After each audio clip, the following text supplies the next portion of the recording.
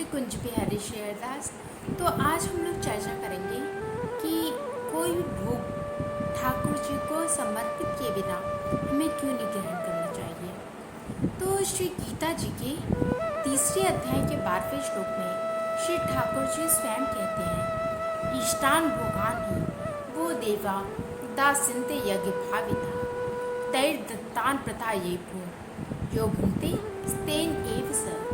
अर्थात जो भी हमारी विभिन्न आवश्यकताएं हैं उनकी पूर्ति करने के लिए विभिन्न जो देवता है गण हैं वो हमको चीज़ें उपलब्ध कराते हैं, हमारी आवश्यकताओं की पूर्ति करते हैं और इन रिटर्न अगर हम उनको वो चीज़ें समर्पित नहीं करते वापस तो फिर हम निश्चित रूप से चोर हैं। फॉर एग्ज़ाम्पल जैसे आप देखो कि हम घर में हैं, हमें बिजली मिल रही है, हमें पानी मिल रहा है, लेकिन साथ के साथ हमें बिजली और पानी का बिल भी मिलता है जो हम लोग भरते हैं।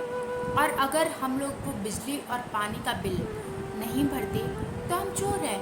हम बिजली के चोर हैं, हम पानी के चोर हैं, हम सरकार के चोर हैं। इसी तरह से हमको 24 घंटे सूर्य की किरणें मिल रही हैं, हमें जल मिल रहा है पीने के लिए, हमें सर्दी गर्मी हवा पानी हर चीज़ मिल रही है। इवन खाने पीने के लिए हमें जो भी चीज़ें चाहिए हमें सब कुछ प्रकृति से प्राप्त है, सब चीज़ें हमें प्रभु से प्राप्त हैं। लेकिन क्या कभी हमने उन चीज़ों के लिए प्रभु को थैंक यू कहा है? जैसे अगर बिजली है हमारे घर में 24 घंटे आ रही है तो उसके लिए हम प्रशासन को दिन रात धन्यवाद करते हैं कि प्रशासन हमारी बहुत अच्छी है जो हमें 24 घंटे बिजली उपलब्ध करा रही है। या जल है तो हम लोग कहते हैं भाई प्रशासन हमारा बहुत अच्छा है, हमें 24 घंटे जल उपलब्ध करा रही है। लेकिन जिस ठाकुर जी ने 24 घंटे हमें सनरेज दी हैं, हमें पानी दे रहे हैं, हमें हवा दे रहे हैं, हमें सांस लेने के लिए ऑक्सीजन दे रहे हैं, क्या एक बार भी हम उनको धन्यवाद करते हैं?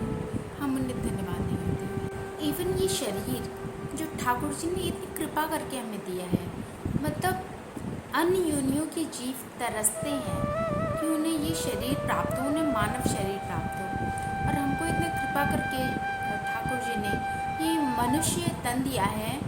इन्होंने हमें एक मुक्ति का द्वार दिया है कि मतलब एक रास्ता दिया है कि शरीर के ज़रिए आप भगवान का भजन करके मुक्त हो सकते हैं। लेकिन तभी भी हम लोग कभी ठाकुर जी को ग्रेटफुल नहीं होते कि उन्होंने हमें इतना सुंदर शरीर दिया है, बल्कि उसके लिए भी हमेशा उनको कोसते ही रहते हैं कि हमें ये कमी कर दी, वो कमी कर दी, ये नहीं दिया, वो नहीं दिया।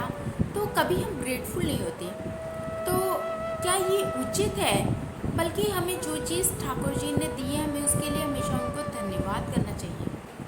अब आगे श्री ठाकुर जी 13वें श्लोक में कहते हैं, यज्ञ शिष्टाशिनः संतो भुज्यन्ते सर्व किल्बिषः भुजन्ते ते त्वघं पापा ये पचन्त्यात्मकारणात्।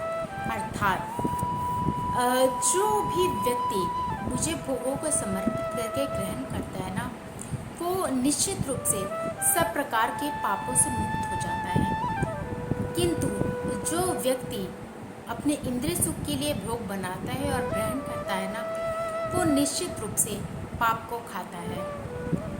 तो जब हम ठाकुर जी को कोई भी चीज़ समर्पित करते हैं तो वो चीज़ प्रसाद बन जाती है। प्रसाद अर्थात प्रभु के साक्षात दर्शन। तो हम जब उस प्रसाद को ग्रहण करते हैं तो जिस प्रकार डॉक्टर की दवा होती है, जब हम उसको थोड़ा थोड़ा ग्रहण करते हैं ना तो हमारे अंदर के सारे रोगों को वो नष्ट करती है। उसी प्रकार जो प्रसाद होता है ठाकुर जी का, उसको जब हम ग्रहण करते हैं तो हमारे जितने भी मानस रोग हैं, जो भी हमारे अंदर सांसारिक रोग हैं लाइक काम क्रोध मद मोह लोभ, ये सब ना ख़त्म होते हैं, इनसे हम मुक्त होते हैं और हम प्रभु के निष्पाप उनके भक्त बनते हैं। कई बार लोग कहते हैं कि आप ठाकुर जी को भोग दे तो रहे हैं पर ठाकुर जी कोई खाएंगे थोड़ी ना, कोई स्वीकार थोड़ी ना करेंगे, वो तो आपकी भावना है कि आप उनको दे रहे हैं। किंतु ऐसा नहीं है। अब मान लो आप किसी दुकान पे गए, वहाँ वहाँ से आपने लड्डू खरीदे और आप जा रहे हैं, तो किसी ने आपसे पूछा कि भाई क्या लेकर जा रहे हो, तो हम उसे क्या बोलते हैं, लड्डू लेकर जा रहे हैं। अब सोचो हम मंदिर गए और मंदिर से हम सेम लड्डू ठाकुर जी को अर्पित करके उसको लेकर आ रहे हैं, और किसी ने अब हमसे पूछा कि आप क्या ले जा रहे हो, तो हम क्या कहेंगे, ठाकुर जी का प्रसाद है। तो आप देखो वही लड्डू है, लेकिन अब मंदिर जाने के उपरांत, प्रभु को चढ़ने के उपरांत वो चीज़ प्रसाद हो गई, वो क्योंकि उसमें प्रभु की कृपा आ गई है, वो प्रसाद है। तो इसी तरह क्या होता है, अब जैसे मान लो लोग ये भी कहते हैं कि भाई आपने 4 रोटी चढ़ाई और 4 रोटी ही तो आप सगे, ठाकुर जी ने ग्रहण क्या किया, ठाकुर जी ने खाया क्या। तो सोचो अगर त्योहारों के टाइम की आप देखो, हम मान लो किसी पड़ोसी के यहाँ कोई बॉक्स में रसगुल्ले लेकर गए, पड़ोसी ने रसगुल्ले लिए और क्योंकि खाली तो बर्तन वापस करते नहीं हैं, तो उसने क्या किया, उस बॉक्स के अंदर में गुलाब जामुन रख दिए और आपको वापस दे दिया और आप उसे लेकर चले आए। अब लेकिन जो थर्ड पर्सन उस चीज़ को देख रहा है वो सोचेगा ठीक है, सेम बॉक्स लेकर गए थे, सेम बॉक्स लेकर आ गए, लेकिन हमें पता है कि हम वहाँ पर ले गए थे रसगुल्ले, लेकिन हम वापस क्या लाए, गुलाब जामुन। तो यही चीज़ होती है कि हम ठाकुर जी को कोई चीज़ चढ़ाते हैं ना, तो उस चीज़ में ठाकुर जी की कृपा लौट कर आती है हमारे पास। Means the package is same but the content under that is different. हम उनको चढ़ा तो रहे रोटी, लेकिन हम वापस क्या ला रहे हैं, प्रसाद, यानी उनकी कृपा, उनकी दया। तो इसी तरह हम कोई भी चीज़ जब ग्रहण करें ना, ठाकुर जी को जब हम देते हैं ना, तो हमें उनकी कृपा प्राप्त होती है। कई लोग सोचते हैं कि फलानी चीज़ें हैं ये बिना लहसुन प्याज के अच्छी नहीं बन सकती, तो हम क्या करेंगे, इसमें तो लहसुन प्याज डाल के बना लेते हैं, और क्योंकि ये चीज़ हम ठाकुर जी को भोग नहीं लगा सकते, तो हम क्या करते हैं, उनके लिए कुछ अलग से बना देंगे। लेकिन ये उचित नहीं है, क्योंकि ठाकुर जी कहते हैं अपने इंद्रिय सुख के लिए यदि आप कुछ बनाकर खा रहे हैं तो आप निश्चित रूप से पाप को खा रहे हैं। तो जो अभक्षित चीज़ें आप ठाकुर जी को भोग नहीं लगा सकते, आपको वो ग्रहण नहीं करना चाहिए। आपको वही ग्रहण करना चाहिए जो आप ठाकुर जी को भोग लगा गए और फिर ग्रहण कर सकें। और इसी तरह कई लोग होते हैं जो एकादशी का व्रत करते हैं, तो वो लोग क्या करते हैं कि आज एकादशी है, आज अन्न नहीं खाना, क्या ये चीज़ें नहीं खानी, तो आज हम क्या करते हैं, हम खुद भी फ्रूट्स खाएंगे और फ्रूट्स को हम ठाकुर जी को भोग लगा के फिर ग्रहण करेंगे। लेकिन ये भी उचित नहीं है। क्यों?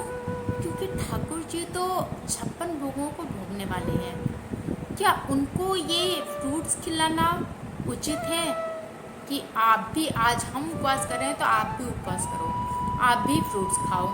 और कई लोग होते हैं उनका भाव बहुत सुंदर होता है, वो कहते हैं कि आज एकादशी का दिन है, हम लोग तो फ्रूट्स खा रहे हैं, लेकिन ठाकुर जी के लिए हम अलग से खीर या पूड़ी बना देते हैं ताकि भोग ग्रहण कर लें।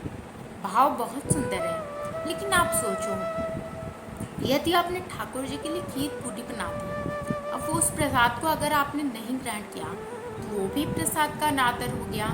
और अगर दूसरे आप जो फ्रूट्स खा रहे हैं वो भी ठाकुर जी को समर्पित किए बिना खा रहे हैं, तो वो भी आप पाप खा रहे हैं।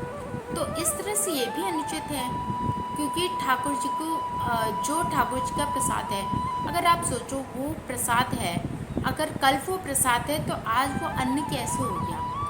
क्या प्रसाद में अन्न बुद्धि करना उचित है? नहीं है।